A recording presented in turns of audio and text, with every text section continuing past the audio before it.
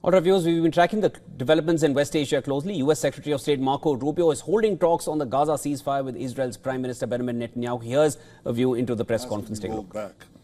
Over the last 16 months, Israel has dealt a mighty blow to Iran's terror axis.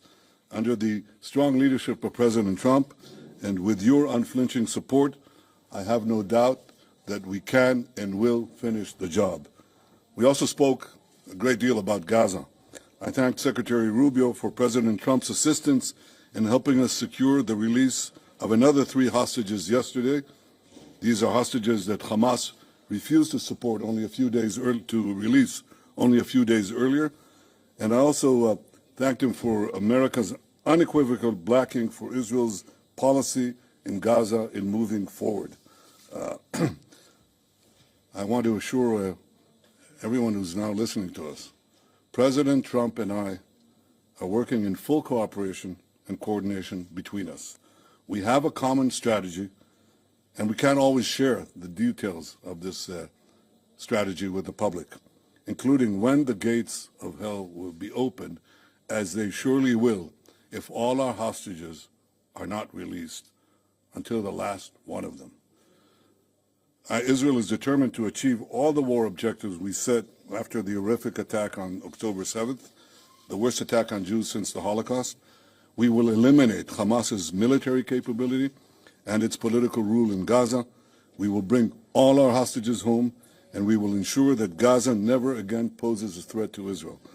The unequivocal support of the United States on Gaza will help us achieve these objectives faster and set us on a path for a different future. Secretary Rubio and I discussed President Trump's bold vision for Gaza's future, how we can work together to ensure that that future becomes a reality. We also discussed the situation in Syria after the collapse of Assad's regime, a collapse that was made possible by Israel's weakening of Iran's terror axis, especially the weakening of Hezbollah and the removal of Nasrallah. For over a decade before October 7th, Israel acted to prevent Iran from developing new terror fronts against us in Syria, right opposite the Golan Heights and deeper in Syria. And we conducted hundreds of airstrikes, perhaps 1,000, in order to prevent it, and we did. Now, if any other force in Syria today believes that Israel will permit other hostile forces to use Syria as a base of operations against us, they are gravely mistaken. Israel will act to prevent any threat from emerging near our border in southwest Syria. The Secretary and I discussed Lebanon as well.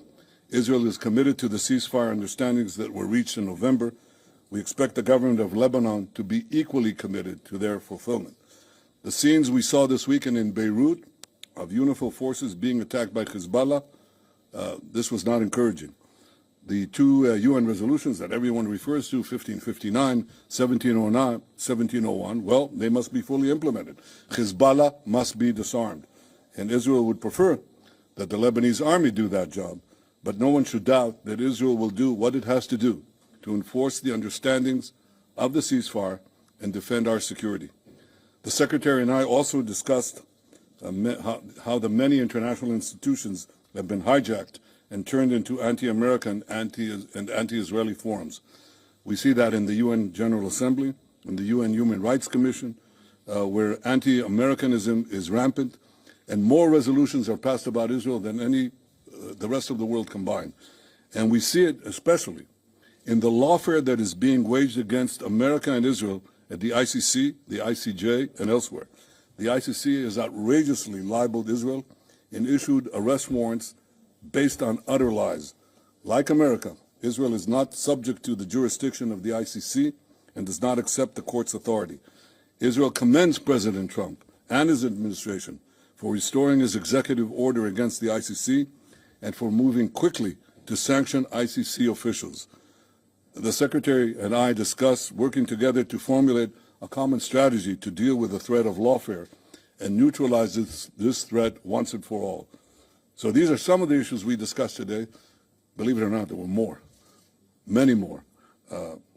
We can say that the Middle East today has many opportunities, many challenges, and we think we can realize the opportunities and also meet the challenges. And I have no doubt that working together, America and Israel will overcome the challenges and seize the opportunities. I have to say that I'm absolutely confident that under President Trump's leadership and working together with you, Secretary Rubio, Marco, the best days of our alliance are still yet to come. Welcome to Jerusalem. Welcome, my friend. Thank you. Thank you, Mr. Prime Minister. It is an honor to be back here. I've been here many times before as an American visiting, and then as a member of the United States Senate, but now for the first time as the Secretary of State of the United States, and it's an honor to be here. And it's an honor to serve in this role on behalf of President Donald Trump, who, as you've accurately stated, Mr. Prime Minister, is a tremendous friend of Israel. There's been no stronger ally for Israel in the White House than President Trump. He's also a man that speaks clearly and unambiguously and makes clear his views on issues. The first he's made clear is, and as you've pointed out, and the hostages need to come home, they need to be released, and you work in very close coordination with him. He's working in very close coordination, but with the Prime Minister and his government in ensuring that that happens. That must happen. It's not optional. And would add that that's a goal we share in common, and that is something we work on very closely together. The President's also been very bold about his view of what the future for Gaza should be. Not the same tired ideas of the past, but something that's bold and something that frankly took courage and vision in order to outline. And it may have shocked and surprised many, but what cannot continue is the same cycle where we repeat over and over again and wind up in the exact same place. Related to that, the President's been very clear. Hamas cannot continue as a military or government force. And frankly, as long as it stands as a force that can govern, or as a force that can administer, or as a force that can threaten by use of violence, peace becomes impossible. They must be eliminated. It must be eradicated. On the broader issues that we discussed as well is the questions in Syria. And while the fall of Assad is certainly promising and important, if Syria replacing one destabilizing force for another is not a positive development. And that is something that we will watch very carefully as we seek to craft our own strategy with regards to how to approach the events in Syria.